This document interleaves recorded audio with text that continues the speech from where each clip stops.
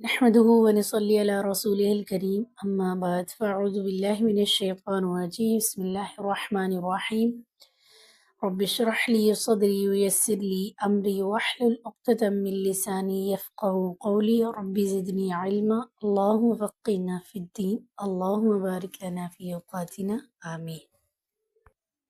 آج کا لیسن آیت نمبر 47 to 51۔ بسم اللہ الرحمن الرحیم۔ آیت نمبر 47۔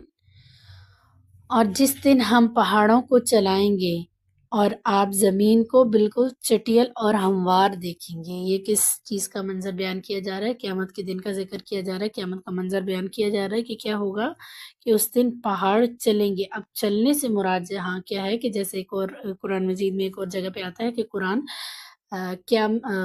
پہاڑ قیامت کے دن روح کے گالوں کی مانند ہو کے آسمان پہ اڑنے لگ پڑیں گے۔ ٹھیک ہے، یہاں پہ اسی کی بات کی جا رہی ہے کہ وہ کیا ہوں گے، پہاڑ اڑ جائیں گے بادلوں کی طرح، بالکل جیسے بادل ہوتے ہیں نا بکھر جاتے ہیں، بالکل دور سے دیکھنے سے ہمیں کیسے لگتا ہے جیسے روئی ہو، بالکل نرم سی ملائم سی۔ تو پہاڑ بھی اتنے سخت اور اتنے چٹیل پہاڑ ہیں کہ جن کو اب انسان نے اتنی مشینری ہونے کے باوجود بھی وہ ان کو کوئی نقصان نہیں پہنچا سکتا۔ ہاں ان کو کھود کے مختلف چیزیں بنا رہا ہے لیکن ان کو ان کی جگہ سے ہٹا نہیں سکتا۔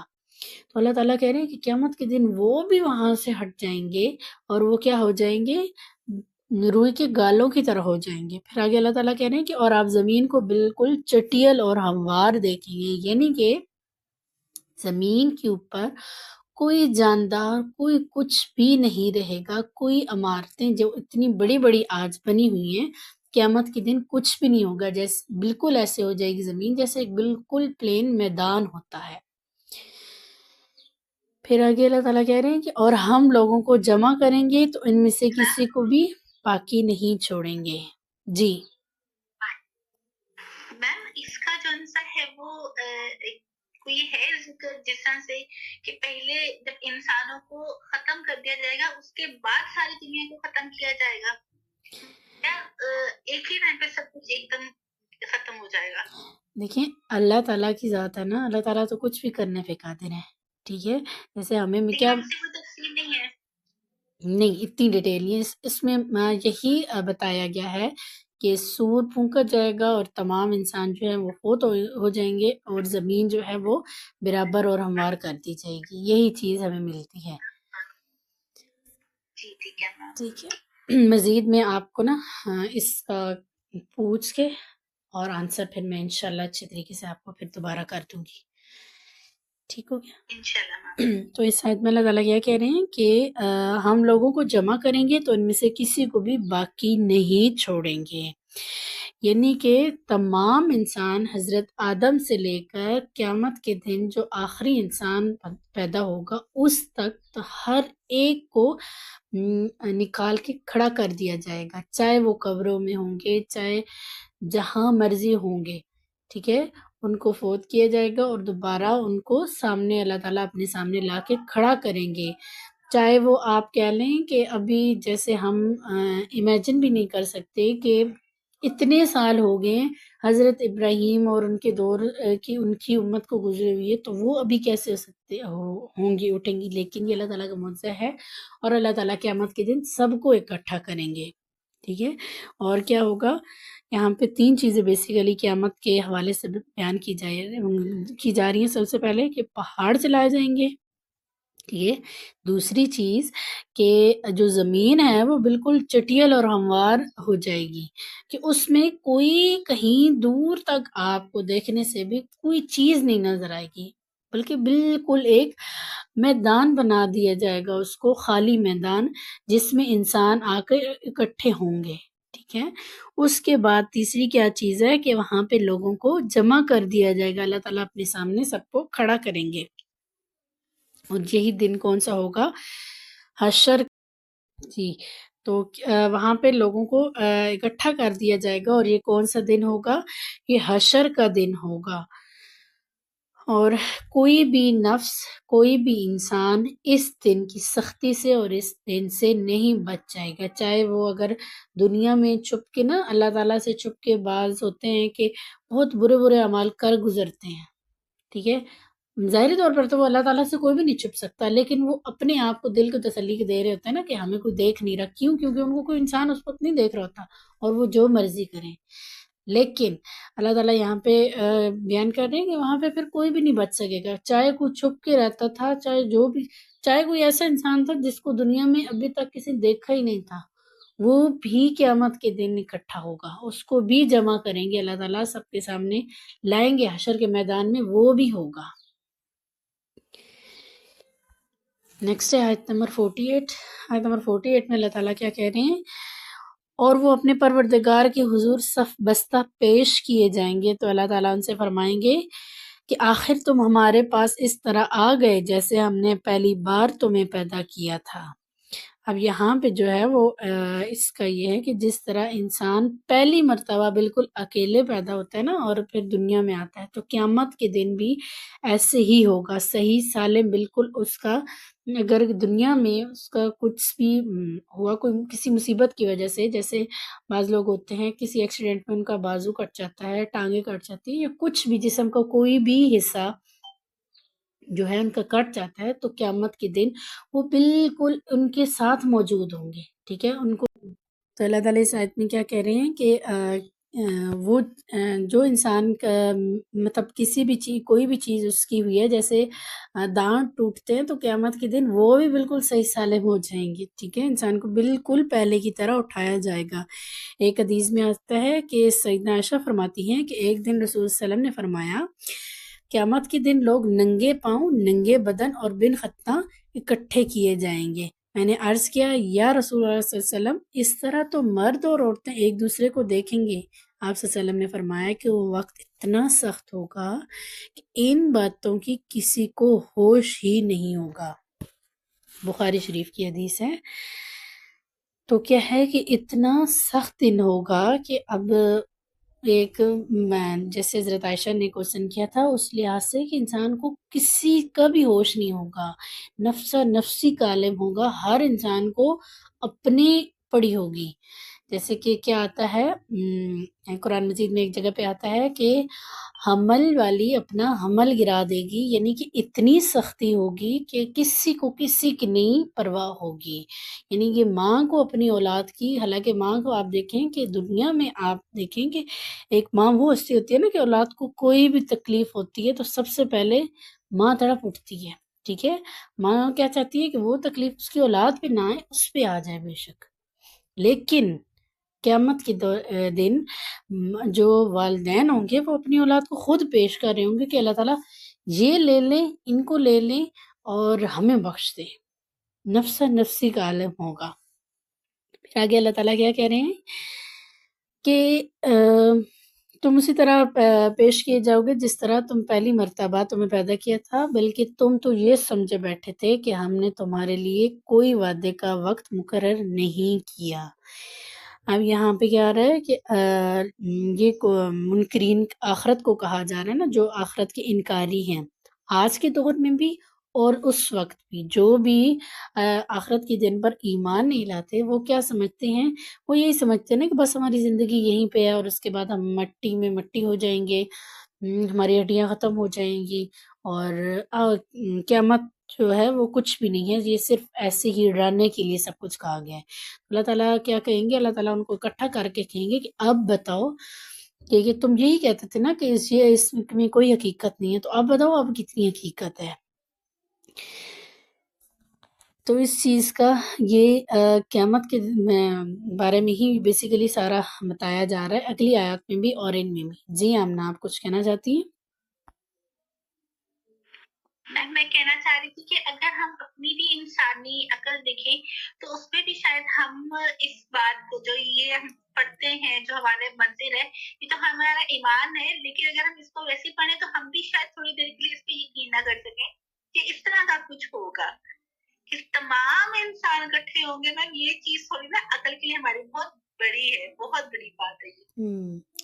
تو دیکھیے پھر تبھی تو کہا کیا گیا نا، اگر قرآن عقل کی بیس پہ نازل ہوتا تو پھر تو ہماری عقل کیا کہتی ہے، وہی بات آ جاتی ہے کہ جیسے مسق آتا ہے نا کہ ہم ویسے مسح کا کیا حکم ہے کہ پاؤں کے اوپر سے مسح کرنا چاہیے، ٹھیک ہے، حالانکہ پاؤں اوپر سے تو گندے ہی نہیں ہوتے، مسح کی ضرورت تو نیچے سے ہے۔ اگر ہم اپنی عقل لیں تو پھر ہم کیا کریں، اپنے پاؤں کو نیچے سے مسح کریں، نیچے والے حصے سے، ٹھیک ہے۔ تو وہی نا، دین کو عقل کے مطابق نہیں کیا گیا، ٹھیک ہے، دین میں حکمتیں ہیں، اور دین میں بہت سی ایسے پوشیدہ باتیں ہیں جو ہماری عقل سے بالکل اوپر ہیں، ٹھیک ہے، جن کا ہم اندازہ ہی نہیں لگا سکتے۔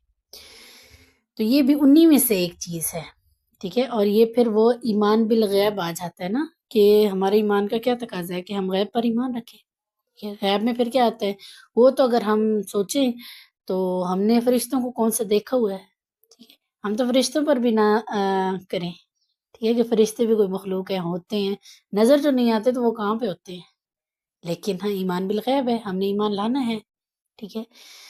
تو کیا ہے کہ یہ ایمان بالغیب میں سے ہے، اور اس پر ایمان لانا ہمارا فرض ہے۔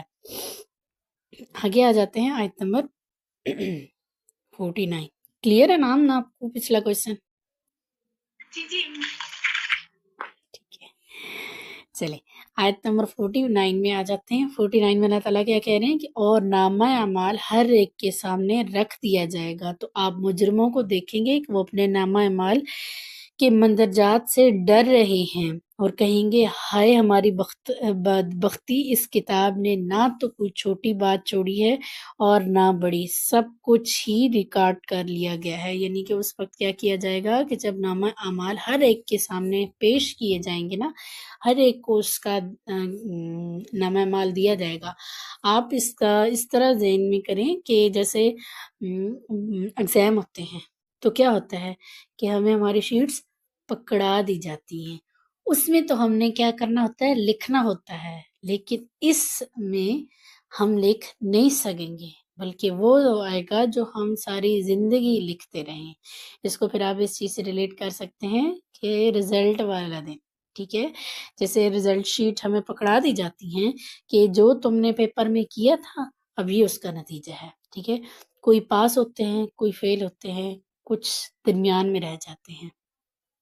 تو قیامت کے دن بھی ایسے ہی کیا جائے گا کہ ہر ایک کو اس کا نامہ اعمال دیا جائے گا، ٹھیک ہے۔ اس کے بعد پھر وہ اس نے کیسے اعمال کیے اور اس کو کیا انعام ملے گا، یہ اب اس کے اعمال کے اوپر ڈیپینڈ کرتا ہے کہ اس نے جو جس طرح کے اعمال کیے ہوں گے اس کو وہ جزا دی جائے گی۔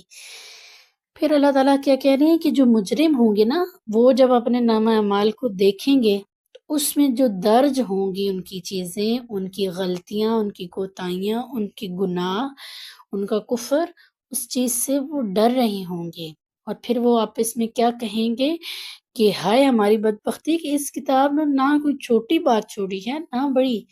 یہاں سے ہمیں کیا پتہ چل رہا ہے کہ ہم کوئی بھی عمل کرتے ہیں، چاہے ہم سب سے چھوٹا عمل کر لیں کہ صدقہ کرتے ہیں، اور کون سا صدقہ، اسمائل کر دیتے ہیں کسی کو، ٹھیک ہے، وہ تو ہم کر کے بھول بھی جاتے ہیں کہ پتہ نہیں کتنوں کو میں نے کیا اور کتنوں کو نہیں کیا، لیکن وہ بھی ہمارا درج ہو جاتا ہے، ٹھیک ہے۔ اب اللہ تعالیٰ یہاں پہ کیا کہہ رہے ہیں کہ وہ کیا کہیں گے، کوئی چھوٹی بڑی چیز کچھ بھی نہیں رہے گا۔ اگر کوئی بہت بڑا گناہ کرتا ہے، تنہائی میں کرتا ہے، کوئی اس کو دیکھنے والا نہیں ہے، ٹھیک ہے۔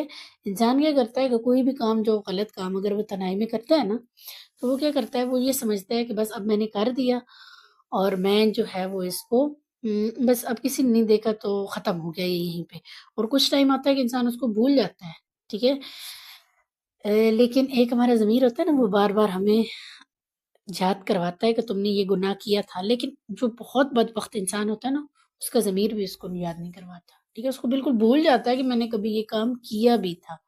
اور قیامت کے دن کیا ہوگا کہ وہی گناہ جس کو وہ بھولا بیٹھا تھا، وہ بالکل اس کے سامنے لا کے کھڑا کر دیا جائے گا کہ یہ تھا جو تم نے چھپ کے کیا تھا، جو لوگوں کو کسی کو بھی آج تک نہیں پتا۔ ہم کیا کرتے ہیں، ہم سمجھتے ہیں نا کہ اللہ تعالیٰ نے ہمارا پردہ رکھ دیا ہے۔ ہاں اللہ تعالیٰ رکھتے ہیں، دنیا میں رکھتے ہیں، اور اللہ تعالیٰ کیا چاہتے ہیں کہ میرا بندہ اب مجھ سے توبہ کر لے اور اس کے یہ گناہ بخش دیے جائیں، ٹھیک ہے، تاکہ قیامت کے دن وہ سب کے سامنے شرمندہ ہونے سے بچ جائے۔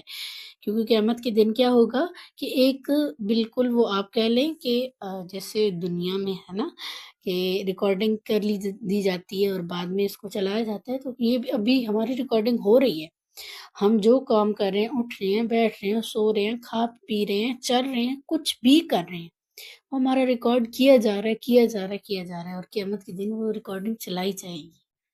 ٹھیک ہے. تو آپ پھر دیکھیں کہ آپ اپنے لیے کیا پسند کرتے ہیں، کہ کیا ایسی آپ کے رزلٹ آئے کہ سب کے سامنے آپ کو شرمندگی اٹھانی پڑے. اور یہاں پہ تو اگر دنیاوی رزلٹ ہم دیکھیں نا، تو ہمارے پاس بہت بھی اگر ہوں تو کون ہمارے رزلٹ کے مطلب ہمارا رزلٹ کن کے سامنے لیا جاتا ہے؟ ہمارے پیرنٹس ہوتے ہیں، اور ہمارے ٹیچرز ہوتے ہیں، ہمارے فیلوز ہوتے ہیں. ٹھیک ہے. کسی بھی چیز کا رزلٹ ہو، بس یہی چند ایک لوگ ہوتے ہیں. لیکن جو قیامت کے دن رزلٹ ہوگا، اس میں کون ہوں گے؟ اس میں حضرت آدم سے لے کر آخری انسان تک ہر ایک بندہ وہاں پہ ہوگا. ٹھیک ہے. جن کے سامنے ہم دنیا میں بڑے اتراتے پھرتے ہیں نا کہ ہماری عزت ہے، یہ ہے، وہ ہے، جو ہماری دنیا میں واقعی حقیقی دل سے بھی عزت کرتے ہیں، ان کے سامنے بھی پھر ہمارے برے اعمال رکھ دیے جائیں گے. تو سوچیں پھر ہم نے کیسے اعمال کرنے ہیں؟ کیا ایسے کرنے ہیں کہ جس کی وجہ سے ہمیں شرمندگی اٹھانی پڑے، یا ایسے کرنے ہیں کہ جس کی وجہ سے واقعی ہم سرخرو ہو سکیں؟ پھر آگے کہا جا رہا ہے کہ یہ سب کچھ جو ہے وہ اکٹھا کر لیا جائے گا اور سامنے دکھایا جائے گا انسان کو. پھر آگے اللہ تعالیٰ کہہ رہے ہیں، اور جو کام وہ کرتے رہے سب اس میں موجود پائیں گے، اور آپ کا پروردگار کسی پر ذرا بھر بھی ظلم نہیں کرے گا.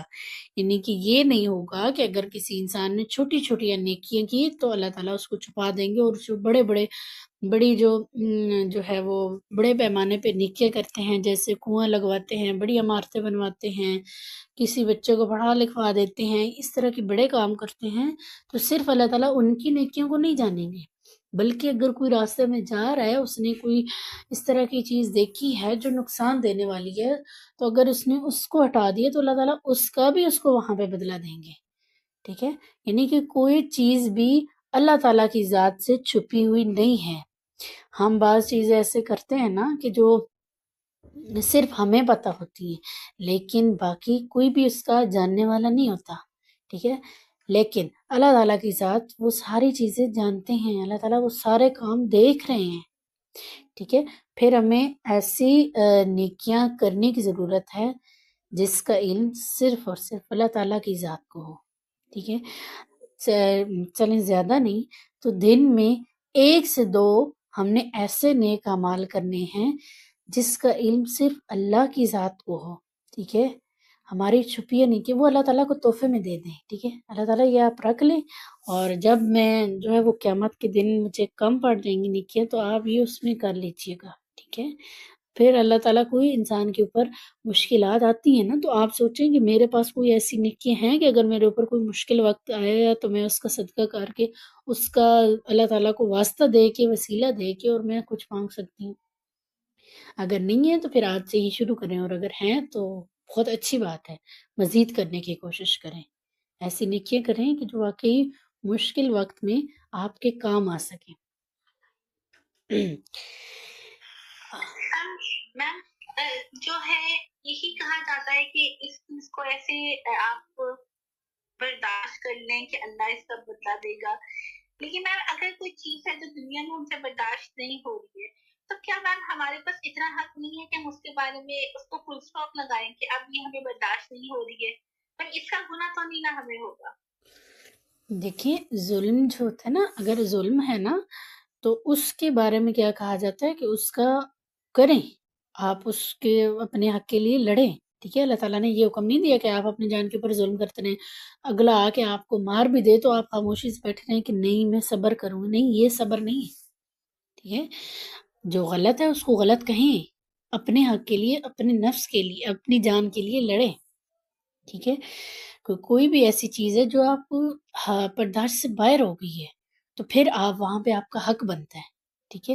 اللہ تعالیٰ اب اتنے ظالم بھی تو نہیں ہے نا. اللہ تعالیٰ یہ تو نہیں کہتے نا کہ اب نہیں، اس پہ بھی تم نے نہیں بولا، بس خاموشی سے سہتے رہو اور ایک دن قیامت کے دن آ کے بدلہ مجھ سے لو. نہیں، وہاں پہ بولنا چاہیے، وہاں پہ بولیں، اور پھر ایسے انسان کے ذریعے سے بولیں کہ جو واقعی آپ کی مدد کر سکتا ہے. ٹھیک ہے. اگر کوئی اس طرح کی آپ کے اوپر مطلب زیادتی یا ظلم کیا جا رہا ہے نا کہ جو آپ کی برداشت سے باہر ہو گیا، تو پھر آپ اس انسان کے سامنے اپنی فریاد رکھیں کہ جو واقعی اس میں آپ کی مدد کرے، نہ کہ اس کے سامنے جو آپ کو یہ کہ نہیں تمہارے اوپر تو بہت ظلم ہو رہا ہے، تم لو بدلہ لو، بلکہ وہ دگنا کر کے آپ کو اس کے اوپر کہے کہ تم نے یہ کر لو. ٹھیک ہے، نہیں، آپ اس انسان کے سامنے رکھیں جو آپ کو برابر کا حق کہے. ٹھیک ہے، جو اگلے کو ظلم کرنے والوں کو اس سے روکے اور آپ کی مدد کرے. ٹھیک ہے، اللہ تعالیٰ نے اس سے منع نہیں کیا. جو چیز برداشت سے باہر ہے اس سے لیکن یہ ہے نا، پھر ہم کیا کرتے ہیں کہ ہم صبر کرتے رہتے ہیں کسی ایک چیز پر، کرتے رہتے ہیں، پھر جب ہماری برداشت ختم ہوتی ہے تو ہم پھٹ پڑتے ہیں. ٹھیک ہے، ہم وہ جو برداشت کر رہے ہوتے ہیں نا اس کے اوپر سارا پانی پھیر دیتے ہیں، وہ سارا اجر ہم ضائع کر دیتے ہیں. تو کیا ہے کہ جب آپ کی برداشت سے اگر ہم دل سے برداشت نہیں کریں تو پھر اس کا بھی تو فائدہ نہیں ہوتا نا میم اس چیز کا. ہاں، تو یہی چیز ہے نا، پھر ہمیں کرنا یہی تو صبر ہے نا، صبر جمیل یہی تو چیز ہے. آپ جیسے سورہ یوسف میں آپ پڑھتے ہیں کہ حضرت یعقوب نے کون سا صبر کیا تھا؟ صبر جمیل. ان کو پتا تھا کہ ان کے اپنے بیٹے ہیں جنہوں نے ان کے بیٹے کو کیا ہے، ختم کیا ہے. ٹھیک ہے، وہ چیز ان سے لی ہے جو ان کو سب سے زیادہ عزیز تھی، لیکن انہوں نے صبر کیا. انہوں نے ان کو شو بھی نہیں کروایا کہ آپ نے میرے ساتھ کچھ کیا ہے، بس ٹھیک ہے، اس کو کہا ہے کہ اللہ تعالیٰ میرے لیے کافی ہیں، اور وہاں پہ وہ اللہ تعالیٰ کے سامنے وہ اپنا کرتے ہیں. اب جیسے نا کہ انسان ہے نا، انسان جب تک کسی سے کچھ کہہ نہ لے نا، اگر کسی نے اس کے اوپر کوئی ظلم کیا تو ہم جب تک اس کا تذکرہ کسی سے نہ کر لینا تو ہمارے دل کو چین نہیں آتا. تو پھر اس کا تذکرہ کسی انسان سے کرنے کی بجائے اللہ تعالیٰ سے کریں. پھر اگر آپ واقعی اپنے آس پاس کسی ایسے انسان کو دیکھتے ہیں کہ جو آپ کا ہمدرد ہے، جو واقعی حقیقی طور پر آپ کا جو ہے وہ خیرخواہ ہے، تو پھر اس سے شیئر کریں.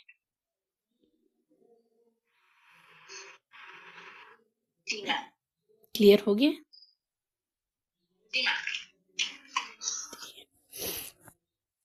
اس کے بعد اللہ تعالیٰ کیا کہہ رہے ہیں کہ جو وہ کام کرتے رہیں سب اس میں موجود پائیں گے، اور آپ کے پروردگار کسی پر ذرا برابر بھی ظلم نہیں کرے گا. یعنی کہ اللہ تعالیٰ ہر ایک کو اس کے اعمال کا بدلہ دے گا، چاہے اس نے چھوٹی سے چھوٹی نیکی کی ہو اور چاہے اس نے چھوٹی سے چھوٹی برائی ہی کیوں نہ کی ہو.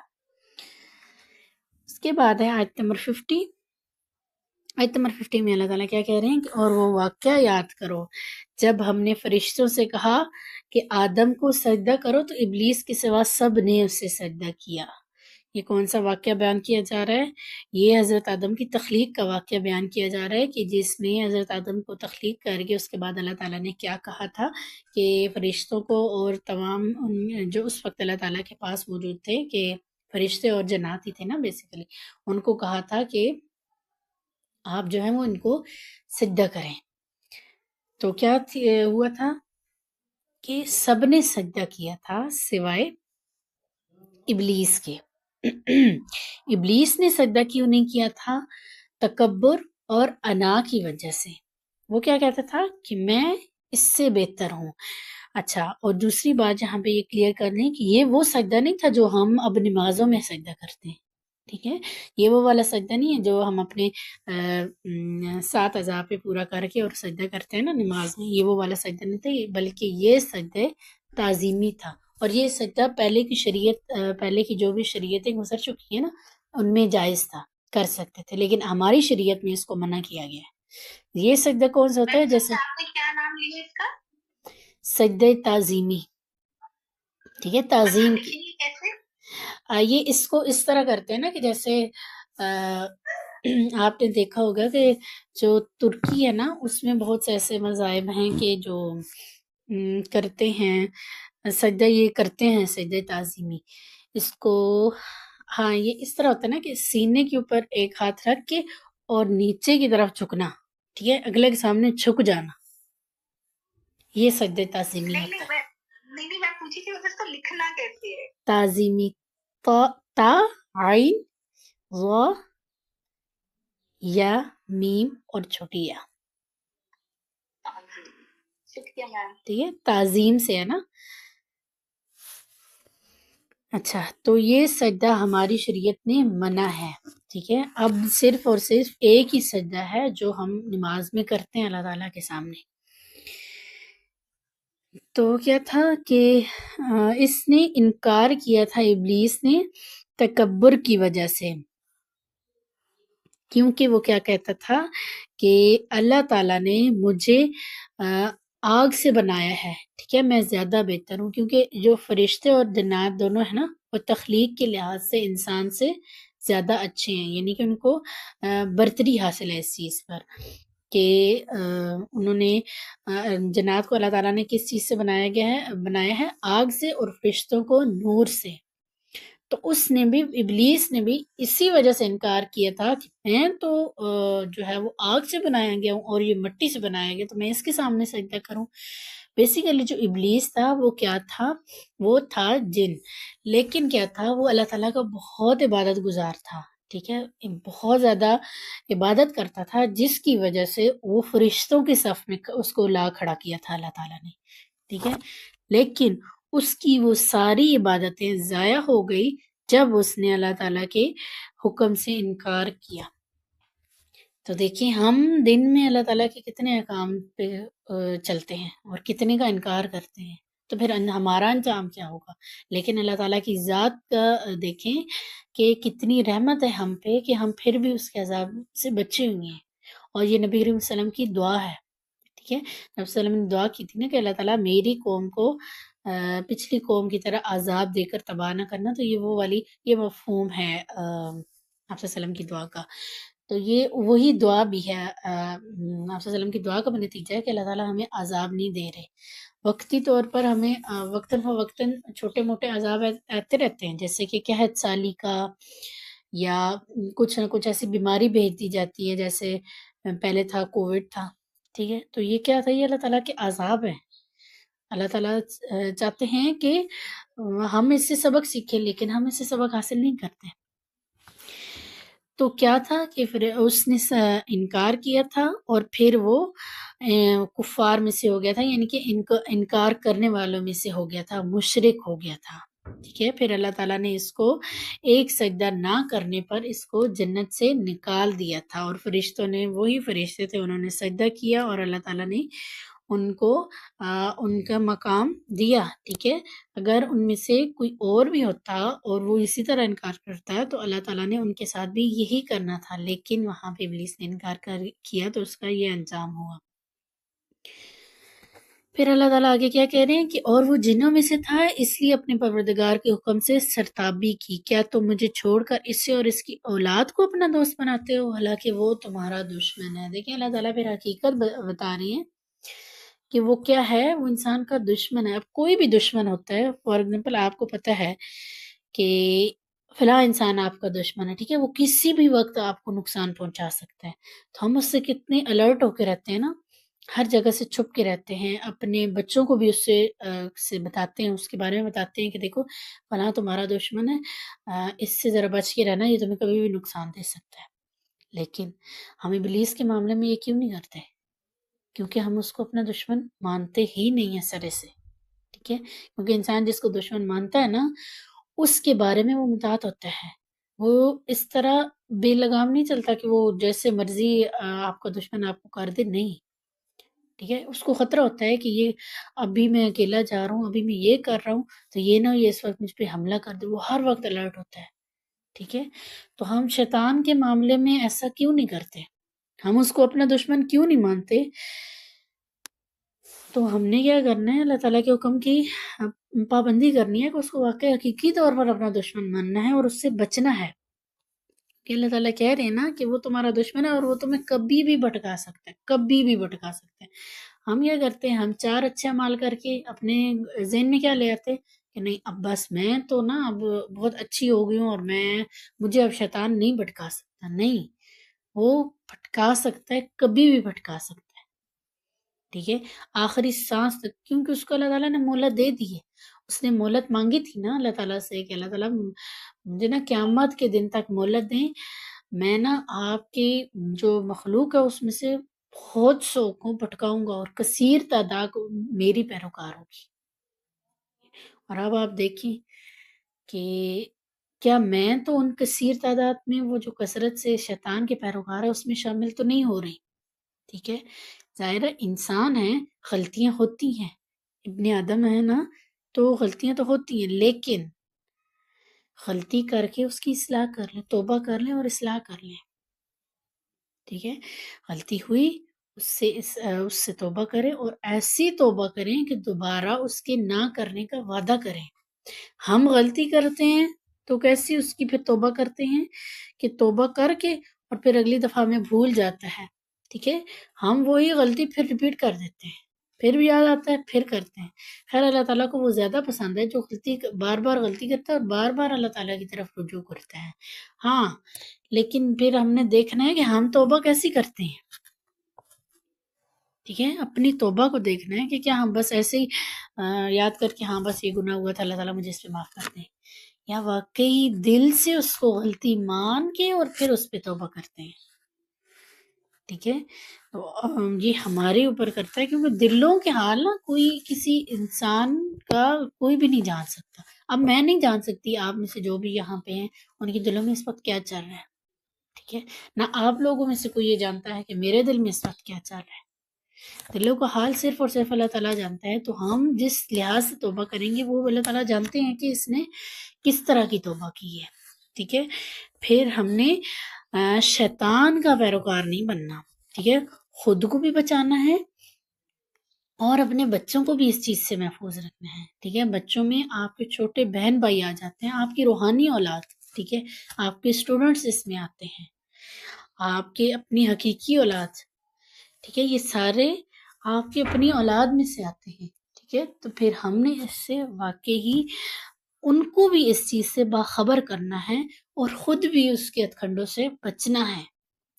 اور پھر سب سے بیسٹ کیا ہے کہ صبح شام کے اذکار کرنے ہیں، ٹھیک ہے؟ کیونکہ صبح شام کے اذکار سے کیا ہوتا ہے کہ انسان سارا دن اگر وہ صبح کے اذکار کرتا ہے تو شام تک شیطان سے حفاظت میں رہتا ہے، ٹھیک ہے؟ اللہ تعالیٰ کی حفاظت میں رہتا ہے، اور جو شام کے ہوتے ہیں وہ پھر صبح تک انسان جو ہے وہ شیطان سے محفوظ رہتا ہے۔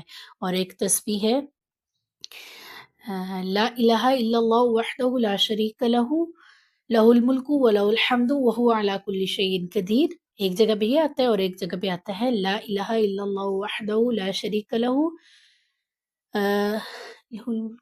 نہیں لا الہ الا اللہ وحدہ لا شریک لہ وہو علی کل شیء قدیر، یہ تسبیح، ٹھیک ہے؟ ایک میں وحدہ لا شریک لہ آتا ہے، اور سوری وحدہ لا شریک لہ کیا گئی، لہ الملک ولہ الحمد آتا ہے اور ایک میں نہیں آتا، ٹھیک ہے؟ یہ دونوں تسبیحات ہیں سیم ہی، ٹھیک ہے؟